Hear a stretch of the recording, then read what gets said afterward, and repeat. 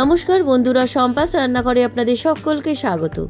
আজ আবার একটা রেসিপি নিয়ে আপনাদের কাছে চলে এলাম। আজকে আমি রমজান স্পেশাল তেল ছাড়া চিকেন কষা রান্না করে দেখাবো।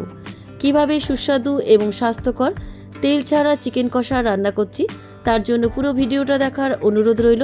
ভিডিওটা ভালো লেগে থাকলে আমাকে কমেন্ট বক্সে কমেন্ট করে জানাবেন। ভালো লাগলে লাইক বাটনটাও প্রেস করে দেবেন আর আপনাদের বন্ধুদের মধ্যে আমার ভিডিওটাকে শেয়ার করে দেবেন। আর আমার নতুন বন্ধুদের কাছে অনুরোধ, আমার চ্যানেলটাকে সাবস্ক্রাইব করে পাশে থাকবেন। চলুন আর কথা না বাড়িয়ে কীভাবে আজকে তেল ছাড়া চিকেন কষা রান্না করছি রেসিপিটা দেখে নেওয়া যাক। তেল ছাড়া চিকেন কষা রান্না করার জন্য আমি বাজার থেকে লেগের অংশ থেকে 650 গ্রাম চিকেন কিনে নিয়ে এসেছি। চিকেনটাকে খুব ভালো করে ধুয়ে নিয়েছি। এবার চিকেনটা আমি ম্যারিনেট করে নেবো। ম্যারিনেট করে নেওয়ার জন্য আমি একটা বড় মিক্সিং বোল নিলাম। মিক্সিং বোলের মধ্যে আমি 1 কাপ টক দই নিয়েছি। এই চিকেন রান্নায় টক দইটা একটু বেশি লাগে, আপনারা বাজারে কেনা টক দইও নিতে পারেন। এবার এই টক দইয়ের মধ্যে দিয়ে দিচ্ছি 1 টিস্পুন হলুদ গুঁড়ো, দিয়ে দিচ্ছি 1/2 টিস্পুন লাল লঙ্কার গুঁড়ো, ঝালটা আপনাদের স্বাদ অনুসারে দেবেন। এরপরে দিয়ে দিচ্ছি 1 টিস্পুন জিরে গুঁড়ো, এরপরে দিয়ে দিচ্ছি রঙের জন্য 1 টিস্পুন কাশ্মীরি লাল লঙ্কার গুঁড়ো, এরপরে দিয়ে দিচ্ছি 1 টিস্পুন বাজারে কেনা চিকেন মশলা, পরিমাণ মতো লবণ দিলাম, এরপরে দিয়ে দিচ্ছি 1/2 টিস্পুন চিনি। এবার সমস্ত গুঁড়ো মশলাগুলো টক দইয়ের মধ্যে ভালো করে মিশিয়ে দিচ্ছি। সমস্ত গুঁড়ো মশলাগুলো খুব ভালো করে দইয়ের মধ্যে মেশানো হয়ে গেছে।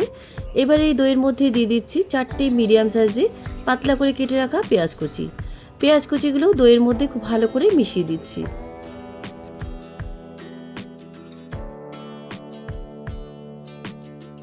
দই আর মশলার মধ্যে পেঁয়াজ কুচিগুলো খুব ভালো করে মেশানো হয়ে গেছে।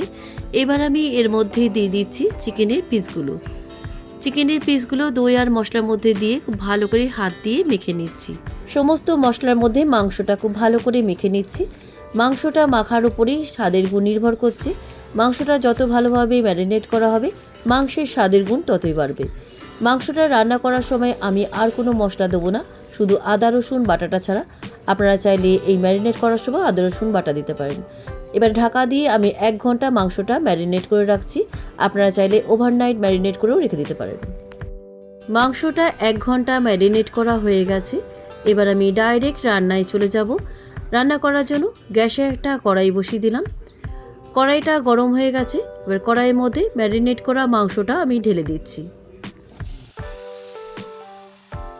যেহেতু তেল ছাড়া মাংস রান্না, তাই খুব গরম কড়াই কিন্তু মাংসটা ঢালবেন না, কড়াইয়ের তলায় মাংসগুলো আটকে যেতে পারে। কড়াইটা একটু হালকা গরম হয়ে আসার পর মাংসগুলো কড়াইয়ের মধ্যে ঢেলে দেবেন। কড়াইয়ের মধ্যে মাংসটা কিছুক্ষণ নাড়াচাড়া করার পর আমি দিয়ে দিচ্ছি 1 টিস্পুন রসুন বাটা আর 1 টিস্পুন আদা বাটা। আদা আর রসুন বাটাটা মাংসের মধ্যে খুব ভালো করে মিশিয়ে দিচ্ছি। এবার আমি ঢাকা চাপা দিয়ে আমি মাংসটাকে কষিয়ে নিচ্ছি। আমি এইভাবে ঢাকা চাপা দিয়ে মাংসটা কষিয়ে নিচ্ছি। আমি কিন্তু এর মধ্যে 1 ফোঁটাও জল দিইনি। এই দই আর পেঁয়াজের থেকেই জলটা বেরিয়েছে। এই দই আর পেঁয়াজের রসের জলেই মাংসটা সুসেদ্ধ হয়ে যাবে। আপনারা কিন্তু আলাদা করে জল অ্যাড করতে যাবেন না, জল দিলে কিন্তু এর স্বাদ পরিবর্তন হয়ে যাবে। দেখুন মাংসটা কষাতে কষাতে গ্রেভিটাও টেনে নিয়েছে আর মাংসগুলোও সুসেদ্ধ হয়ে গেছে।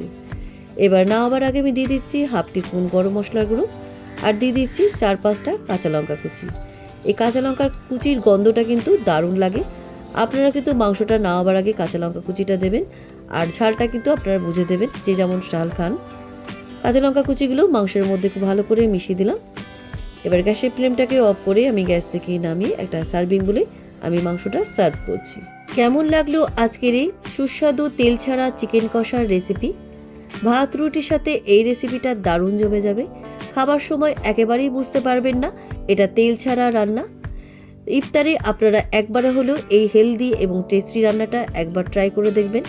রেসিপিটা কেমন লাগলো আমাকে কমেন্ট বক্সে কমেন্ট করে জানাতে ভুলবেন না।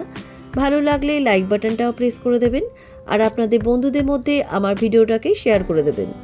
আর আমার নতুন বন্ধুদের কাছে অনুরোধ, আমার চ্যানেলটাকে সাবস্ক্রাইব করে পাশে থাকবেন আর আমার চ্যানেলে নতুন নতুন রান্নার ভিডিও দেখার জন্য পাশে থাকা ছোট্ট বেল আইকনটাও প্রেস করে দেবেন। আজ তাহলেই চলি, আবার একটা নতুন দিনে নতুন রেসিপি নিয়ে আপনাদের কাছে চলে আসব। সবাই ভালো থাকবেন, সুস্থ থাকবেন। ধন্যবাদ।